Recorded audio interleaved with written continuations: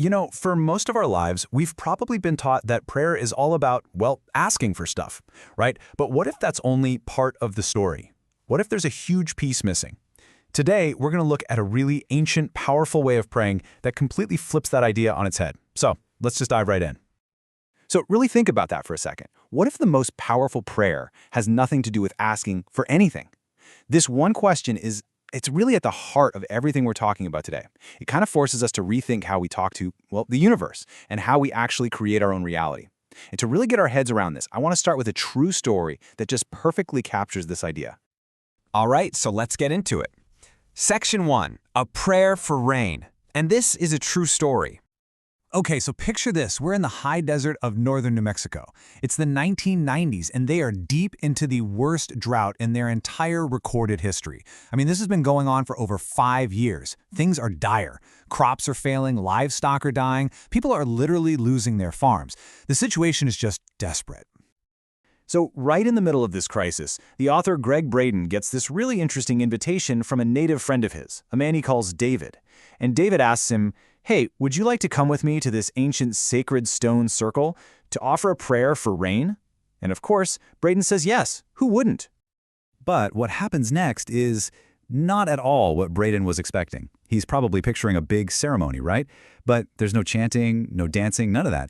David he steps into this stone circle with his bare feet. He takes a moment to honor his ancestors, closes his eyes, and puts his hands into a prayer position. And the whole thing lasts maybe a few seconds. That's it. It's over.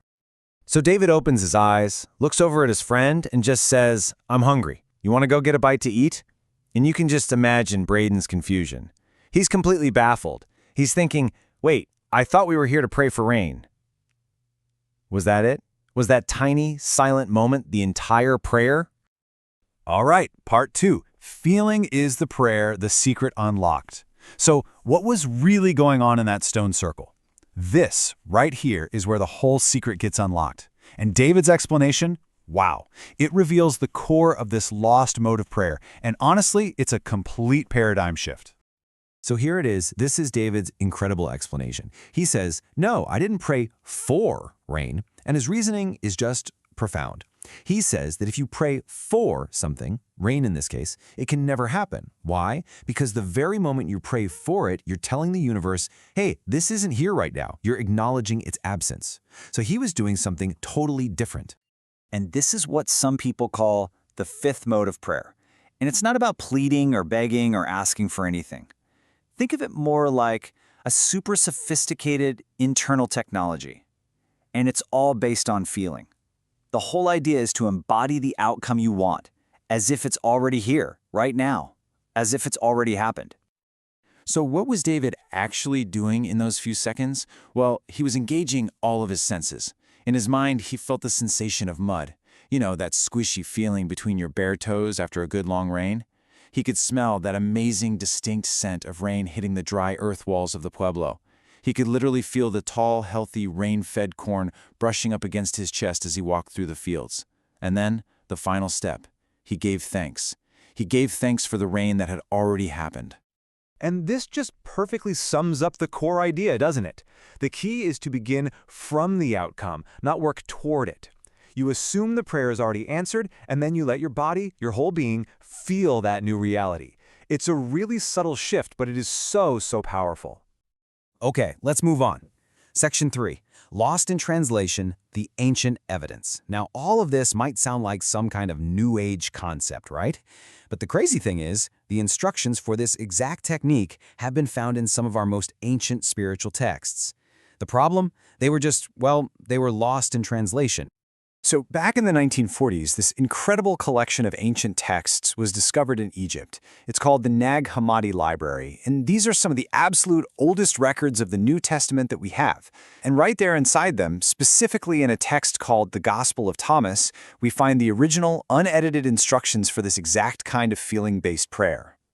Now, I'm sure every single one of us has heard the phrase, "Ask and ye shall receive." It's everywhere. But check this out. When you look at the original Aramaic translation, the meaning is profoundly different.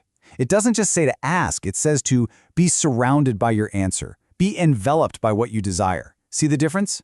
That's not about asking for something in the future. It implies that the prayer is already answered, and our job is just to feel that reality, to be enveloped by it, right now. And if you're wondering where this comes from, this really crucial retranslation is from the work of an Aramaic scholar named Neil Douglas Klotz.